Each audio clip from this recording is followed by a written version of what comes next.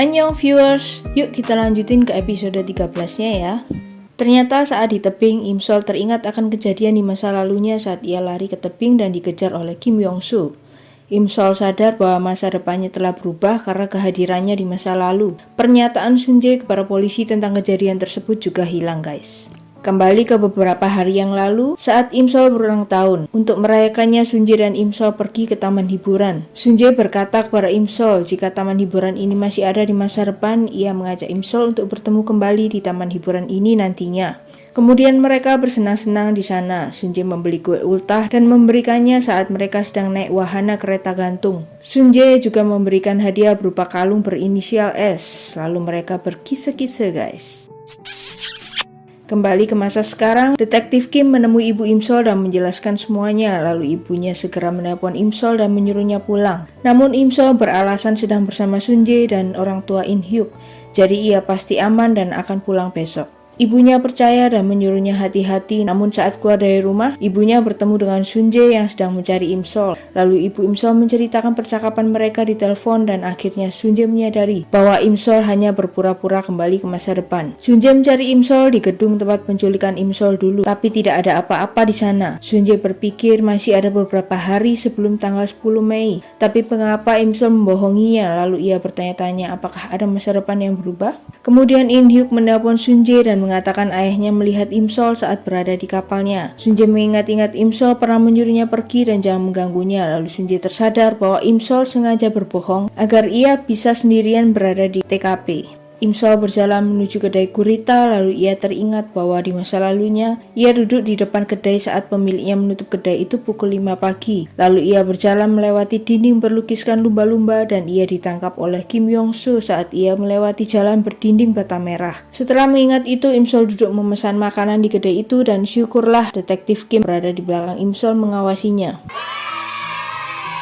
Waktu sudah menunjukkan pukul 5 pagi, Imsol segera berjalan melalui beberapa jalan di ingatannya tadi guys. Detektif Kim dan temannya mengikutinya dari belakang. Sedangkan Sunjae baru saja turun dari taksi, lalu ia segera lari mencari Imsol. Mimin kok deg-degan ya. Bakalan berhasil nggak Imsol menjebak Kim Yong-soo? Ataukah gagal gara-gara Sunjae datang? Ataukah Sunjae yang bakalan kenapa-kenapa?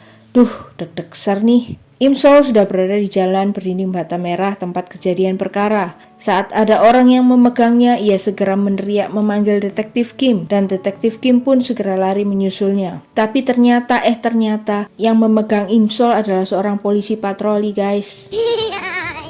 Kim Yong-soo gagal melakukan aksinya dan ia bersembunyi. Polisi patroli mengatakan ada seseorang yang melaporkan bahwa akan ada seorang gadis berpakaian pink dalam bahaya. Maka itulah polisi berpatroli di daerah itu. Mendengar itu, Imsol segera menyadari bahwa itu adalah perbuatan Sunjae. Ia langsung lari mencari Sunjae diikuti oleh Detektif Kim dan temannya. Sunjae yang mencari Imsol tidak sengaja bertabrakan dengan seseorang dan ternyata guys, ia bertabrakan dengan Kim Yong-soo. Oh no!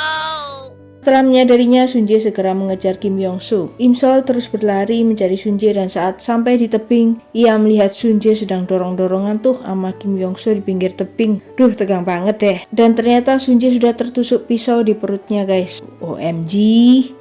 Para detektif langsung membekuk Kim Yong-soo sedangkan Sunjae jatuh dari tebing ke laut guys.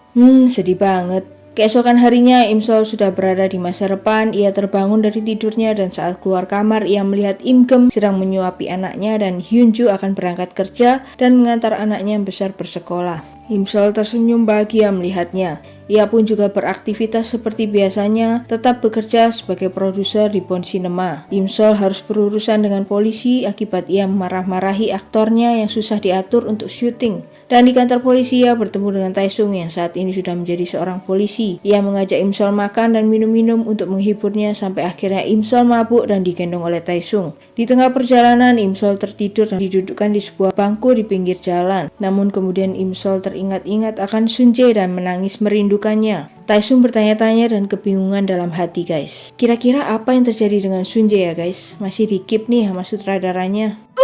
Keesokan harinya, Imsol menemui bosnya dan sang bos meminta maaf pada Imsol karena telah menyuruhnya menutupi kelakuan buruk aktornya kemarin. Lalu bosnya mengatakan bahwa ia akan membuat film baru menggunakan naskah dari Imsol. Imsol bahagia sekali mendengarnya. Kemudian Imsol memberikan catatan anggaran kepada bosnya, namun di atasnya ada sebuah amplop merah, tapi Imsol tidak ingat apa isi amplop itu. Bosnya memasukkan ke dalam tasnya dan akan membacanya sebelum tidur karena mengira itu adalah surat pernyataan terima kasih dari Imsol. Setelah keluar dari ruangan bosnya, Imsol baru ingat bahwa itu adalah surat pengunduran diri yang ia buat semalam saat ia mabuk. Imsol mencari cara untuk mengambil amplop itu dari tas bosnya. Ia kemudian mengikuti bosnya yang sedang menghadiri acara penghargaan film. Ia berhasil mengambil surat itu dan saat akan mengembalikannya, ia bertabrakan dengan seorang yang ternyata itu adalah Sunjae, guys. Jadi gini guys, setelah Sunjae jatuh dari tebing dan meninggal, Imsol mengambil jam tangan Sunjae yang ternyata telah berubah menjadi mesin waktu dan Imsol memencetnya. Terus apa yang terjadi ya?